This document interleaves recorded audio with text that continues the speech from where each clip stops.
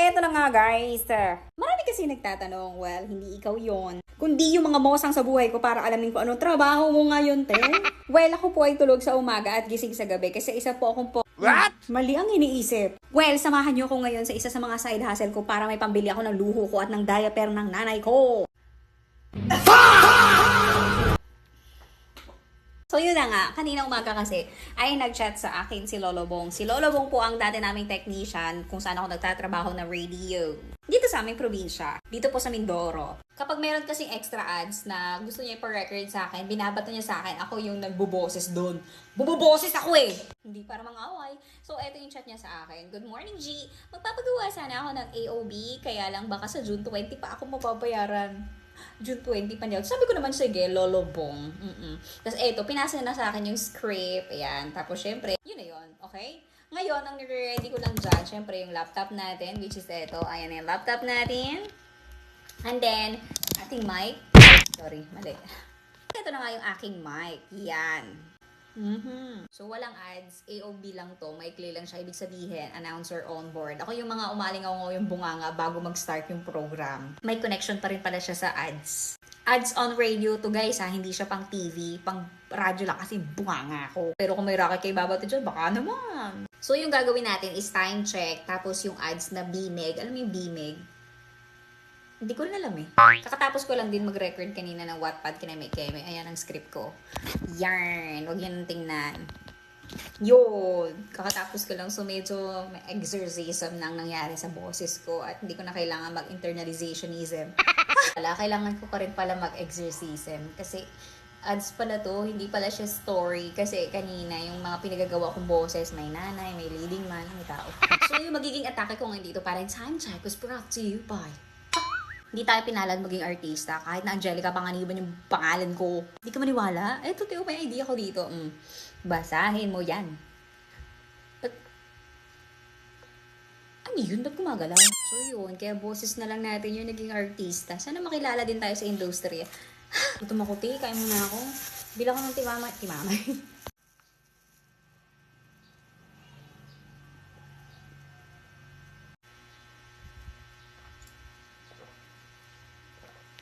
Type ko muna yung script sa laptop ko, para dire-diretso lang yung basa ko. Dito kasi sa cellphone na to ako magre-record eh.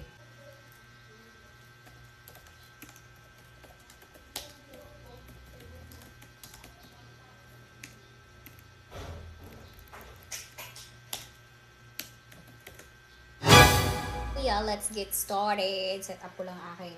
Tapos, yung ginagamit ko na app is ito lang. CapCut. Yeah, tapos audio lang kailangan ko dito. Hindi naman kailangan na mukha ko dito. Ano yun naman nila yung mukha ko, te? Oh, yun. Ganito. Tapos may setup lang ako, kunyari na mic. Tapos nandyan yung script sa harap ko. Tapos nandito yung cellphone ko. Yan. Yung kanina pinakita ko sa inyo na app yung gagamitin ko. Yun lang. As in, audio lang naman yung kailangan. Ba't ba ako nagpapaliwanag? Jowa ba kita? BMEG. Mali. BMEG Premium. Kitang-kita. Ang galing. Giling? Giniling yan. BMEG Premium. Kitang-kita. Ang galing. Paano talaga? Kita mo tayo. BMEG. Be the best. Be galing. Be Meg. Ganon. Baka sabog ah. Be the best. Be galing.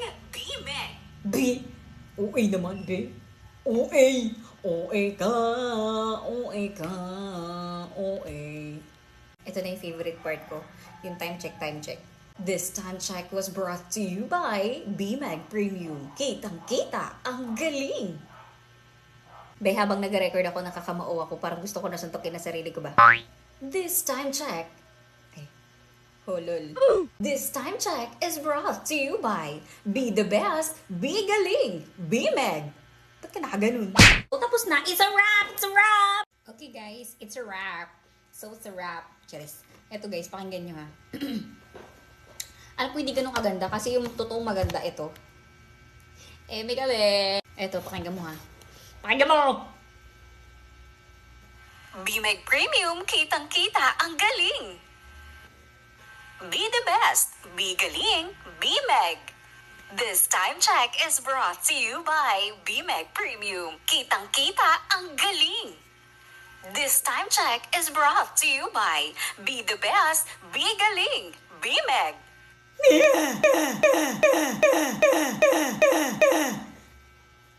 Okay na yun. So, yun lang guys. Thank you so much for watching sa pagsasayang ng ilang minuto mo sa panonood ng vlog na ito. Baka in the future, makalungkat mo to at maibash mo sa akin. So, isa lang naman yun sa mga side hustle ko. Iba pa talaga yung trabaho ko. So, guys, thank you for watching. Please, like, subscribe, follow my channel and my page. Thank you!